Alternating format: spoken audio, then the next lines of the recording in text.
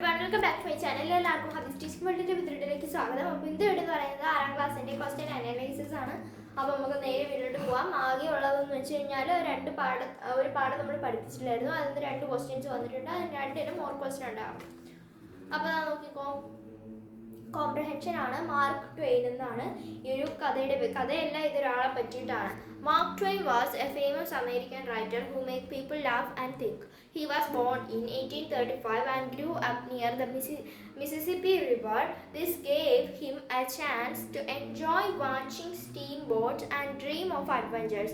Twain wrote many funny and clever stories. His most famous books are The Adventures of Tom Sawyer and The Adventures of Huckleberry Finn. These stories are about two boys, Tom Sawyer and Huckleberry Finn, who took up for exciting adventures just like Twain did when he was young.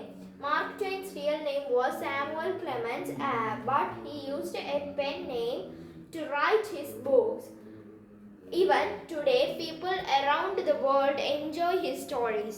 ഈ pen name എന്ന് വെച്ചാൽ എന്താണെന്ന് അറിയാമോ? നമ്മൾ ഒരു കഥ, അയാളുടെ real name അതല്ലായിരിക്കും, പക്ഷെ നമ്മളൊരു കഥയിലോ ആത്മകഥയോ എഴുതുമ്പോൾ ആ ഒരു പേരായിരിക്കും കൊടുക്കുന്നത്. ഇപ്പം എൻ്റെ ട്വന്നായി നിങ്ങൾ വിചാരിക്കുക, ഇപ്പം ജൂലി എന്നാണെന്ന് വിചാരിക്കുക. ഓക്കെ, അങ്ങനെയൊന്നും ഇല്ല. അപ്പം ഞാൻ എന്ത് എഴുതിയാലും, ഞാനൊരു സ്റ്റോറി എഴുതുകയാണെങ്കിലും ആത്മകഥ എഴുതുകയാണെങ്കിലും അത് ബൈ ജൂലിനെ എഴുതാൻ പാടുള്ളൂ. ഓക്കെ, അതാണ് പെൻ നെയിം എന്ന് വെച്ച് കഴിഞ്ഞാൽ. ഇനി ഇതിനകത്ത് വന്നിട്ടുള്ള ക്വസ്റ്റ്യൻസ് നോക്കാം. Which of the names given below are the characters in the books written by Mark Twain? ആരൊക്കെയാണ്?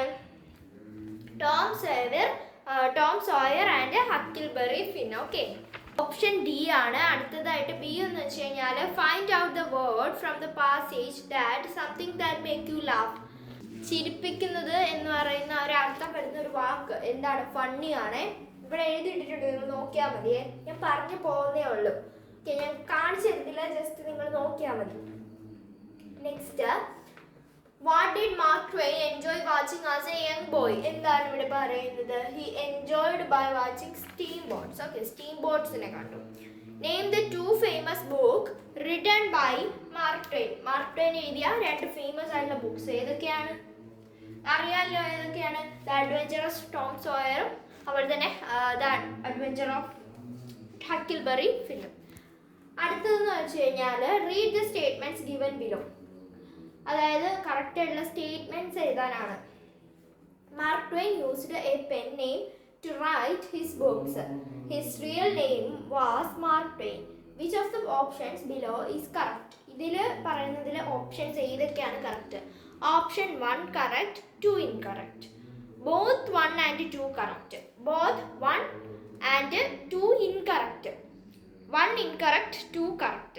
എന്ന് വെച്ച് കഴിഞ്ഞാൽ ബോത്ത് 1, ആദ്യത്തെ ഓപ്ഷൻ ബോത്ത് 1 and 2 കറക്റ്റ്. 1ഉം 2ഉം ശരിയാണ്. അടുത്തത് ബി ഓപ്ഷൻ വന്നിട്ട് 1 കറക്റ്റ് 2 ഇൻകറക്റ്റ്. ഒന്നാമത്തത് കറക്റ്റും രണ്ടാമത്തത് ഇൻകറക്റ്റുമാണ്. അതാണ് ആൻസർ. ഓക്കെ, ബാക്കി നിങ്ങൾ നോക്കേണ്ട കാര്യമില്ല. അതാണ് നമ്മുടെ ആൻസർ വന്നിട്ടുള്ളത്. ഇനി ഇവിടെ ഈ എ ഓപ്ഷനാണ് എഴുതിയിട്ടിരിക്കുന്നത്. എ അല്ല, ബി ഓപ്ഷനാണ്. സോറി. രണ്ടാമത്തെ ക്വസ്റ്റ്യൻ എന്ന് പറയുന്നത് ഇമെയിലാണ്. ഇതാണ് ഞാൻ പറഞ്ഞത്, മറ്റേ പാഠത്തിൽ നിന്ന് നമ്മൾ പഠിപ്പിച്ചിട്ടില്ല. അത് നമുക്ക് ഈ പരീക്ഷ കഴിഞ്ഞിട്ട് പഠിപ്പിക്കാം. അടുത്ത നോക്കാം. William from the story, the boy who harnessed the wind, succeed in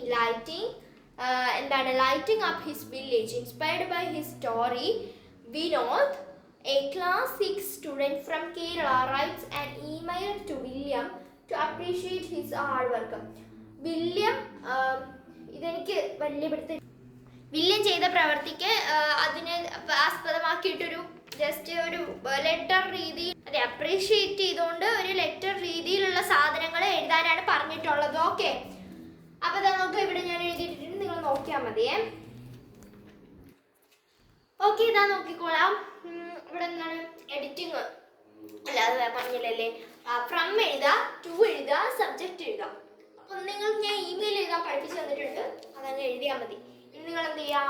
very much inspired by your really I want to your your okay you അല്ലെങ്കിൽ ഇൻസ്പയർഡ് ബൈ യു എന്ന് എഴുതിയാൽ മതി. ആർ ഒന്നും എഴുതണ്ട.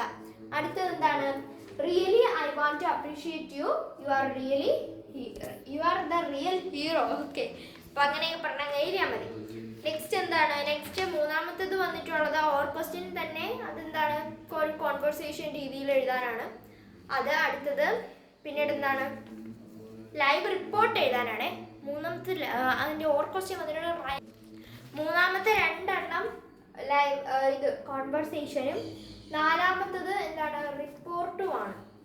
അഞ്ചാമത്തത് എഡിറ്റിംഗ് ആണ്. ആറാമത്തത് പിക്ചർ സ്റ്റോറിയാണ്.